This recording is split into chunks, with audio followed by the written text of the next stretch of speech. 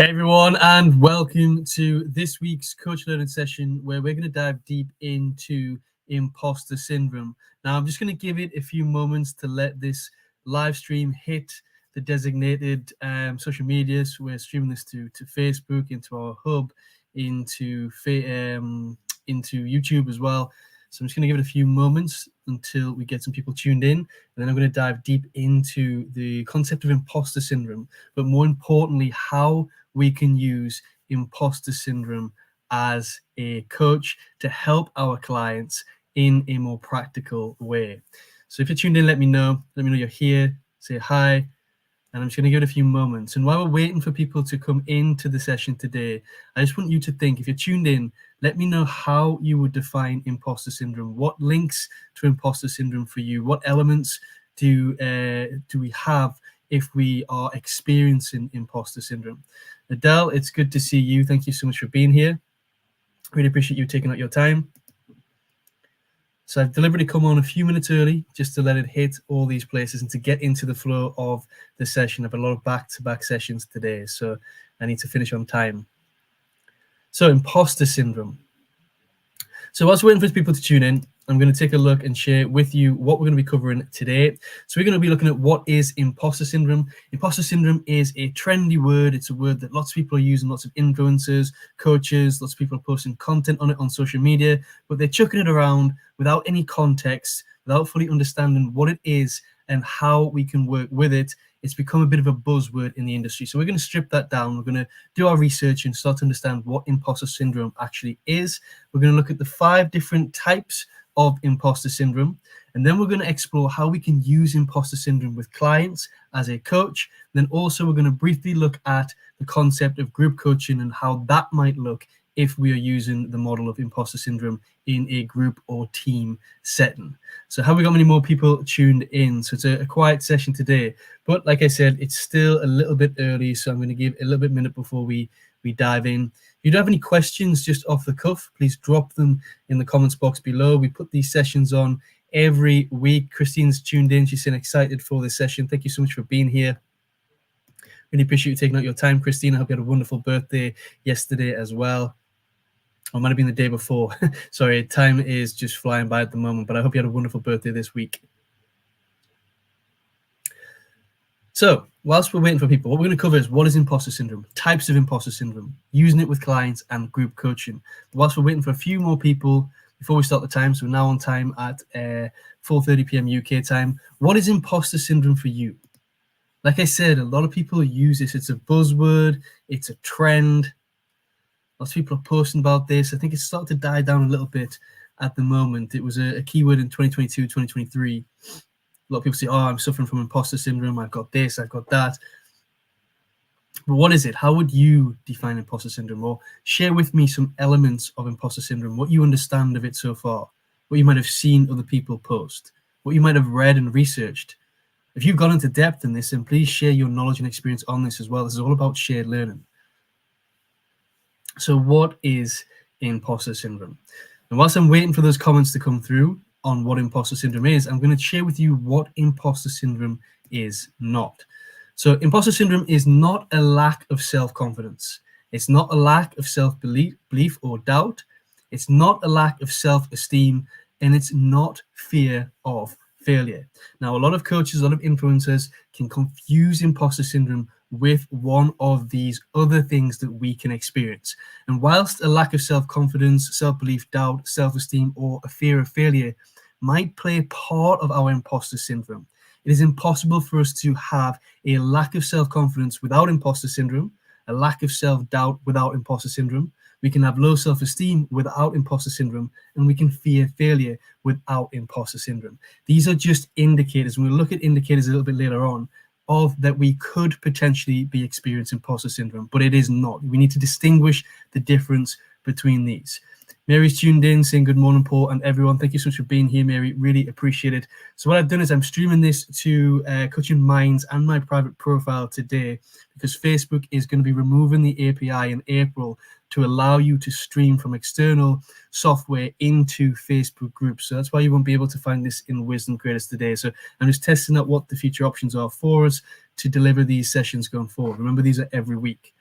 So Christine is saying self-doubt, not being able to live up to the skill or requirements, but you actually have all of these. So there could be elements of all these. Thank you for sharing that, Christine. So self-doubt is definitely an element in there, but we're going to find out in a little bit that it needs to be persistent self-doubt for us to experience imposter syndrome. The other thing imposter syndrome it's not something we suffer. A lot of people, we suffer from imposter syndrome, like it's some kind of diagnosis. So imposter syndrome is not a diagnosis. It's not an official mental health diagnosis. Whilst psychologists, therapists, and coaches and other methods, counselors maybe, other methods of support might use imposter syndrome or introduce the concept to you within that space, it is not an official diagnosis. It's not something we suffer. So when we use that, we use the incorrect terminology when we say that we're suffering from imposter syndrome. We don't suffer it, we experience it. So the difference is imposter syndrome is something we experience, it's something we might struggle with, and it's something that holds us back. And there's three key elements to imposter syndrome. But in a nutshell, it's where we believe that we do not deserve, which is a key element here, our achievement or success, or the high esteem in which we are held by others. So the way in which other people see us is not how we see ourselves. We see ourselves a lot lower. We feel that we aren't as great and intelligent as others may think, and that in time, and this is the key part of imposter syndrome, that in time people will discover this illusional truth about us. So there has to be this element, this fear of being exposed. So it's not just about having self-doubt. It's not just about lack of confidence to do this, lack of confidence in our career, lack of self-esteem. We need to have that fear of being exposed as a fraud or an imposter. The illusional truth. And why it's called an illusional truth is it's because what we are perceiving ourselves within our internal dialogue and our internal perception of who we are. So that is imposter syndrome in a nutshell. And there's three key elements. And there's other elements that tie into this. But as a coach, what we are looking for when we are in a coaching session and we're asking those curious questions, we're starting to understand the issue, the situation, the problem that our clients is facing. We need to, when we're looking for imposter syndrome, or we've got a little niggle or a feeling or intuition is tingling that our client might be experiencing imposter syndrome. And the three key elements we need to look for is persistent self-doubt.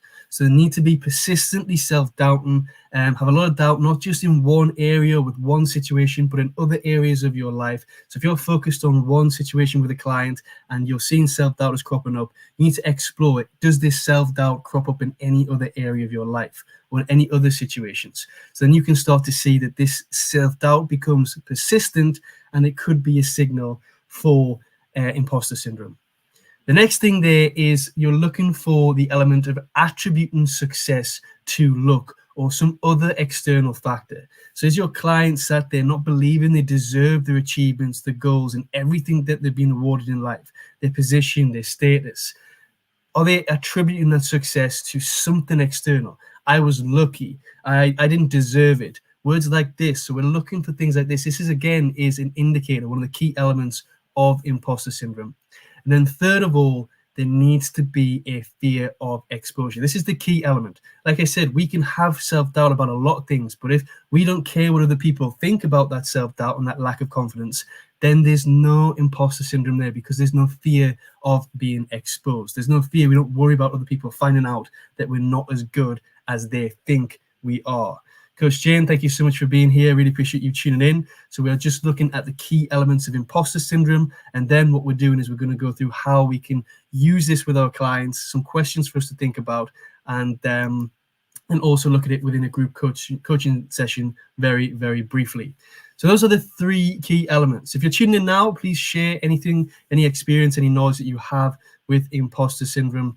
But those are the three key elements that we need to identify and look for as a coach. If they aren't there, then the chances are that our client is just maybe experiencing a lack of self-confidence, and then it's something different we need to deal with, or maybe it's just a lack of self-belief with a certain area of their life. But there needs to be persistent self-doubt, attributing success to luck or external factor, and a fear of exposure. And further indicators. So if we see that these elements are there, we want to start to understand a little bit more about how deep this imposter syndrome is. And there's other indicators we can look for, such as we can ask questions around how our client might be downplaying their achievements. So it might not be a case that they're just attributing it to luck or external factors, but they get a great huge award, they've won, I don't know, best coach, best this, whatever, or they've been given a promotion and they've got a $5,000 or £5,000 salary increase, but they don't feel that it's such a big achievement. Oh, it was nothing. It wasn't, I didn't put much work in. It wasn't, I didn't really deserve it. So they downplay the size of the achievements that they receive. They may be comparing themselves to others. So again, this is not an element of imposter syndrome, but it's an indicator that imposter syndrome might be in place. If you find that your client is consistently comparing themselves to other people, competing, competitive, then there could be a sign of imposter syndrome there. Again, another indicator, setting unreasonably high standards. So always wanting to hit, and we're going to go into the 5 types of imposter syndrome very, very briefly, but setting really high goals, visions, and then we have a feeling of real disappointment when we don't achieve them at that first attempt, that first try. So again, if our clients are showing this, then that is another indicator of imposter syndrome. Remember, we need to understand and identify that it could be imposter syndrome, that it is imposter syndrome before we go ahead. One thing we shouldn't do as coaches, which is a big no-no, is say, it sounds like you've got imposter syndrome. Let's take a look at this and let's identify which imposter syndrome you have, and I'm going to fix this for you. And a lot of coaches, a lot of influencers, they will post content like that on social media. This is the wrong way to go about it. We need to understand what imposter syndrome is. We need to do our homework, our research. We need to read up on it. I'm sharing you with what it is, the 3 key elements that need to be in place. And these are further indicators to help you start to understand the situation and clarify what the client's going through a little bit more. So again, fear of failure is another indicator. It's not an element of imposter syndrome, but it is an indicator. We can fear failure and not have imposter syndrome. So that's an indicator. The next one is difficulty internalizing success. So maybe we don't accept our success. We don't want to take that on board. We have struggles kind of understanding, maybe we don't feel like we are successful.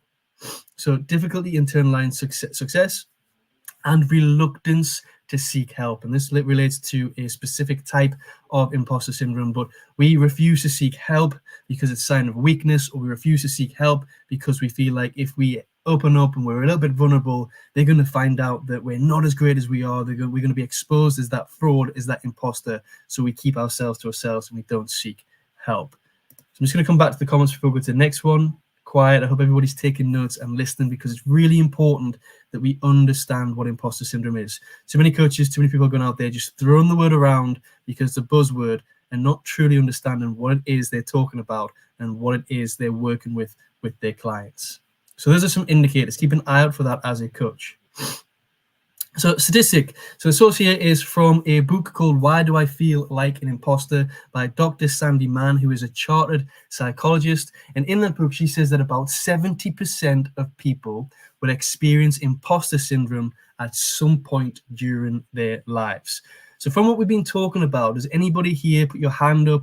Do you feel like you've experienced imposter syndrome in your life at some point? You've struggled with imposter syndrome, maybe in your career, maybe in your education, maybe at some point in your life, in certain situations. Anything that we shared so far, just put your hand up, put an emoji, put a yes.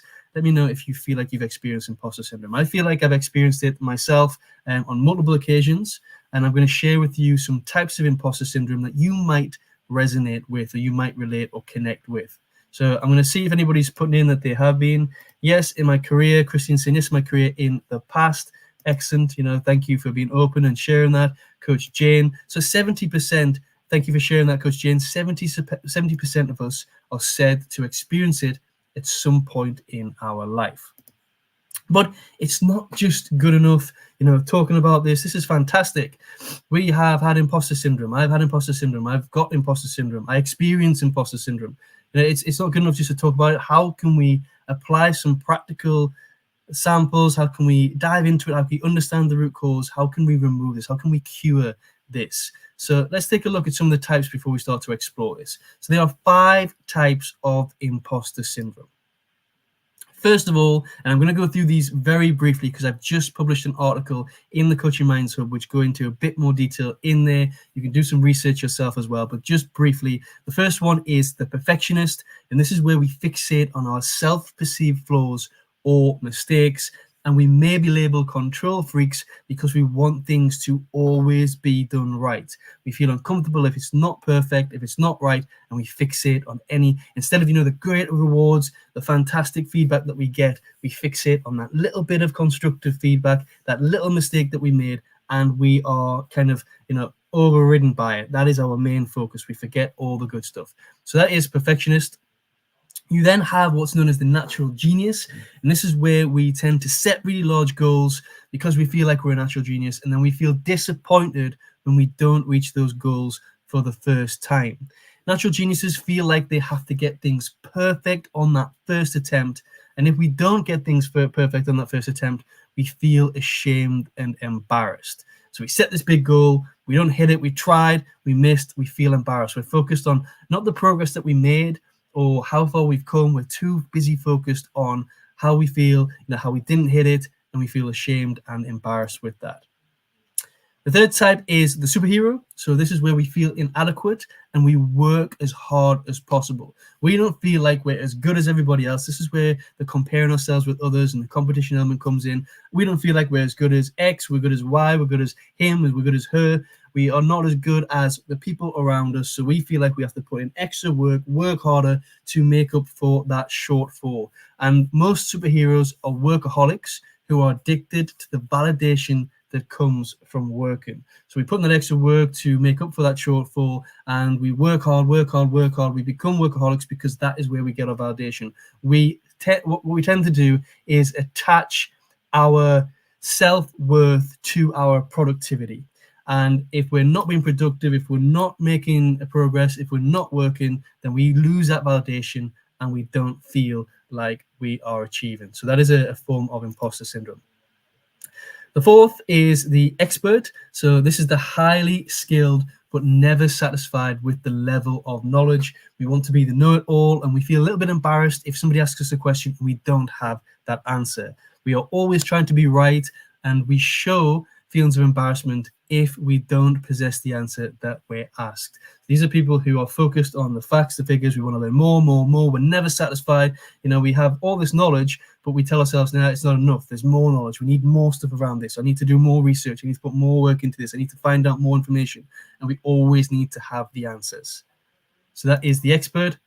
And the fifth one is what's known as the soloist or lone wolf. And this is where we prefer to work alone and see support as a sign of weakness. So we talked about one of the indicators there, reluctance to help other people. So we tend to prefer to work alone because we see support as weakness, and seeing and asking for support or help as a sign of weakness or incompetence. So we avoid it. So we want to do everything alone. We avoid working with other people, and generally you could have a soloist or a lone wolf kind of imposter syndrome type fit in with a perfectionist as well. Maybe we don't want to work with other people because we feel like the level of standards of our work is going to drop. So we tend to do things alone. So you can see that 2 or 3 might filter in to our experience of imposter syndrome when we're working through it. So those are the 5 types. I'm going to come back to the comments if anything's being shared here. So Christine is saying, also to note, more women than men tend to experience due to obstacles they experience with equality in the workplace. No, Christina, we've had a good discussion on that in Coaching Minds in our seminars in the past, where due to the inequality in the workplace and men having more opportunities, it's changing. It's not there yet. But you're right. Women tend to feel like they have to work harder. They have to put in more work. They have a shortfall to really step up to compete for positions of leadership in the workplace. That unfortunately does exist, but it is, people are working on it, companies are working on it, becoming aware of this, and there's still a little bit of work that we need to do. But you're right, it has been shown, and we have had a discussion on that, how women feel like they need to work that little bit harder to prove themselves within a corporate setting. So thank you for sharing that. Christine is saying, the superhero has something I definitely experienced throughout my life. I've been there. I've experienced the superhero as well. Has anybody else experienced any of these types of imposter syndrome? Which one of them resonated or related to you a little bit more than the other? Please share in the comments box. But like I said, we're just briefly looking at that because the key for today is looking at how we can work with clients. So if you're a coach, you're watching this on the replay, or you're tuned in right now, please note down these 5 points, because as I mentioned, too many coaches will say, you've got imposter syndrome. Let's look at what type you have. I'm going to help you get rid of this. I'm going to help you cure this. This is not how we approach things as a professional and impactful coach. There's steps we need to follow. We need to have our coaching session. We need to do our homework. We need to ask the right questions. We need to clarify the situation. We need to clarify the position. And we need to, first of all, observe indicators. So write that down. You need to observe indicators that I shared earlier on, including the elements of imposter syndrome, and start to identify if these are cropping up within the coaching session. So is there a persistent self-doubt? Is your client attributing their success to external factors or luck? Are they afraid that they're going to be exposed if people find out that they're not as good as everybody else think they are? Are they comparing? Is there fear of failure? These are the indicators. So if you feel like there's a few there, you can then start to ask curious questions, which is step 2 to write down, around that to explore and understand the situation more. And you can have, maybe you have a checklist, I don't know, you have a mental checklist of these indicators. This is why it's important to learn the elements and the indicators so you can ask the questions and tick them in your mind as you go along. So yes, they've got this, yes, they've got this, yes, it's got this. Your intuition starts to kick in and thinking, maybe this is imposter syndrome. So you introduce the concept. You ask the client, have you ever heard of the concept of imposter syndrome? Client will say yes, client will say no. You might have a bit of discussion. You don't know how that's going to go, but let's just say no. And you can explain what imposter syndrome is and just ask if you would like, or ask them if they want to explore it in a little bit more detail to understand. And then you explore and analyze, you share, like I have to you guys, you share the different types of imposter syndrome, you explain the elements, the indicators, all this sort of stuff. And then you ask them, does any of this relate or resonate to you? And if it does, the client will say, yes, that superhero really sounds like me, or that soloist really sounds like me. I've got this, I've got that, I'm a perfectionist all the time, or I never work with people. I never ask for help because of this, and this. And this gives you more information, starts to help you understand that imposter syndrome might be in play here, that your client is indeed experiencing imposter syndrome. So you can start to work, analyze, ask the questions. And once you've identified maybe which type it is, the impact that it's having on the client, the 5th thing to write down there is work to reframe the client's perspective. And there's a number of different tools we can add on the back of the imposter syndrome concept, the questions that we ask, to help them reframe the way they're perceiving themselves to get past this block, get past this imposter syndrome. So keep an eye out for that and write those 5 down. Is there any questions coming through? Great insight to group questions around. No, thank you so much for that, Christine. I appreciate that. So here's some questions. So useful questions for you to note as a coach. And if you are in our hub, I'm going to give you the link to our hub at the end. If you're one of our Coaching Minds coaches, don't worry, you'll have access to the slides, but the slides will be in the hub. So you can come back, you can download this, and you can have access to it. But the first question you want to ask, your client's sharing a lot of things about that's showing lack of self-confidence, lack of self-esteem, maybe persistent self-doubt. Maybe they're starting to attribute their success to luck. But the big imposter testing question we want to ask is, how would you feel if someone found out about your feelings behind this situation? You can reflect and feedback in the client's language what they've shared with you. But essentially what we're doing here is exploring that your client has a fear of being exposed as an imposter. So if your client comes back in response to this question, it wouldn't bother me if they found out. People already know, people know this, people know that. Then it's not imposter syndrome. But if they come back and say, I would be devastated if people found out that I feel this way and that I'm not as good as I think I am, then, this is, really impact me. I'm really worried about this. Then that it's imposter syndrome. So that is the first imposter testing question. How would you feel if someone found out about your feelings behind this? And if you want to be a better and more professional coach, impactful coach, you need to replace this with relaying the information and situation that your client has shared with you. Next useful question you can then go is identifying the type. So as I just mentioned there, you walk through the types and you ask which, if any of these, remember, don't make assumptions that one of them is tied to the information that you're sharing. We never make assumptions as a coach. Remember, if we assume, we make an ass out of you and me. So we just ask which, if any, of the imposter syndromes can you relate to? And then they can ask to say, I really sound like this, or that really spoke to me. I really feel like I'm like this, and you can explore it in more detail. Next useful question, exploring the impact that the experience of imposter syndrome is having on your client. So you can ask the question, how is this behavior, thoughts, and feelings impacting your life? Let's take a look at the seriousness, the severity of this imposter syndrome. What is it doing to your clients? How is it affecting them? What is it holding them back from? What is it stopping them from achieving? What is it causing them internally? Learn and explore the impact. Ask follow-up questions off the back of that. The next useful question when working with clients is clarifying the desire. So what do they actually want to think and feel? What do they want to transform those thoughts? So you can ask them a question, something hypothetical like, if you had a magic wand, how would you want to think and feel within the situation? How would you want to think and feel around this? So clarifying the desire.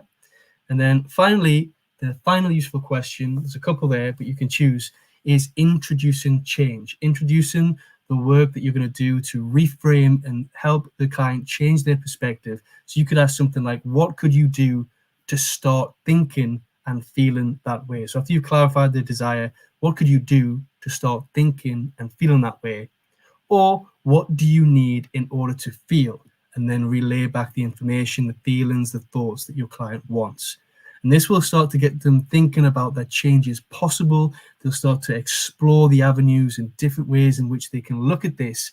And then from their response, you can start to look at and introducing a further model, such as the STAR model, reauthoring of story through NLP, perspective positioning, positive affirmations, and much, much more. There's loads of tools. We have over 100 in the Coaching Minds library. But think about the tool that relates nicely to the situation, what your client shared. This is why it's important for us to have a toolkit, our own defined toolkit for our niche or area of coaching. I'm not going to go into detail of any of these at the moment. It's just so that you know that the next and final step is to bring in a further tool that relates to the situation of what the client's going through, and that can help them start to reframe their perspective and think about things differently. That's what we do as a coach. That's how we can introduce it.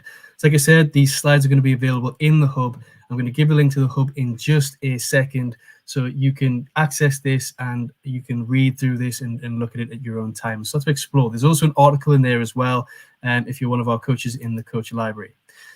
Now, finally, just briefly, because we're running out of time, we've got 5 minutes left. I just want to introduce the concept of using imposter syndrome in a group coaching session or a team coaching session. Now, don't worry, if you're a Coaching Minds coach and you're on our Level 5 accredited program, great news. We are going to bring you through an actual tool and a model for group coaching that you can take away and use with your clients. But if you're not, if you're just a coach who's tuned in, curious to learn from Coaching Minds each week, then here is some things to think about if you want to introduce imposter syndrome into a group coaching session.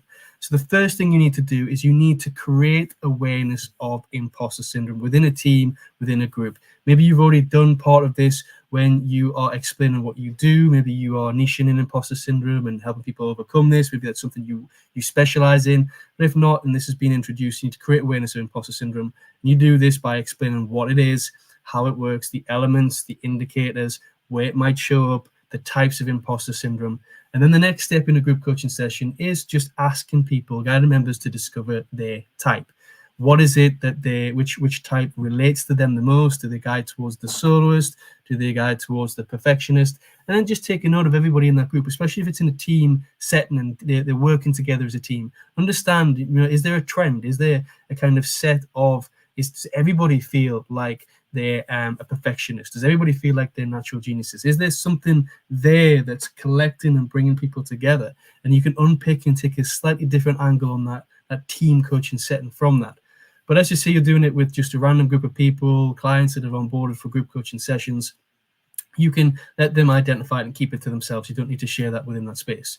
But then what you want to do is create a space of psychological safety. You can do this at this point, you can do it at the beginning, however you feel like. Create that space where people feel like they can open up safely and share information, personal information, about what they're going through. We need to understand that sharing information that we feel like we're going to be exposed as a fraud is very, very sensitive. So how do we create that psychological space so they feel like they can open up, and we ask the right questions, we have that right manner and that right energy for people to open up. And then we finish by, and this takes a lot of time, so this is the majority of the session. And as I mentioned, if you're a Coaching Minds coach, you're going to have an exercise to work this through if you are looking to do imposter syndrome in a group coaching session. But create a supportive space where members can reflect on their achievements, understand their strengths, and receive positive affirmations from their peers. Now, what we need to really understand and why this is really important is because when we're working with imposter syndrome, look at the key elements. We need to remove that persistent self-doubt. And we need to do that by helping our clients strengthen their self-belief, what they believe in, and starting to understand that what they achieve, there are strengths. It's amazing what they've achieved by the work they put in. So we need to help them make that shift. We need to help them understand that they created this success themselves. It's not because of luck or circumstance. They've put in the hard work and they deserve the awards that they get, and they deserve the success that they've achieved. And the third thing we need to look to remove is that fear of being exposed as an imposter. And if you have that group setting within a team, if you have other people and that peer support and positive affirmations from other people that you are as good as you say you are, they're celebrating your achievements, they're celebrating what you're working on, then that is fantastic. That's going to help remove imposter syndrome. And if you're a member of a business, if you're a manager in a team and you're watching this right now, one thing you can do just indirectly without even mentioning imposter syndrome that is going to help boost up morale in the team and tackle imposter syndrome on the silent is introduce a space where you have a appreciation circle. You celebrate achievements of everybody within the group. You bring that alive and you help people feel like they're valued and deserved within the team. So that is imposter syndrome in a group coaching and team coaching session. I don't have time to come back to the comments, but I'm going to see if there's any quick questions. Jane saying informative session. Thank you so much, Jane. I hope you've got use and benefit from this. Really appreciate you being here. But if you want to catch up on all the previous sessions, you can join us if you're watching on the desktop, scan the QR code, it will take you there. You can catch them up at hub.coachingminds.co.uk, where you can learn, connect, and grow. We'll be having the slides in there, and you'll have access to all different things and resources and documents, materials in there too. So check us out, join us there. Thank you so much for being here. Thank you to everybody who's tuned in. If you do have any questions on the replay, drop them in the comments box below. But the key lesson for today is don't just throw concepts and tools around because you like the sound of it and because they're a buzzword. Take time to really research and understand the concept and think about how you can creatively apply that and help your clients without making assumptions and without leading the session. Thank you so much, everybody. Have a wonderful rest of your day, and we'll speak soon. Thank you.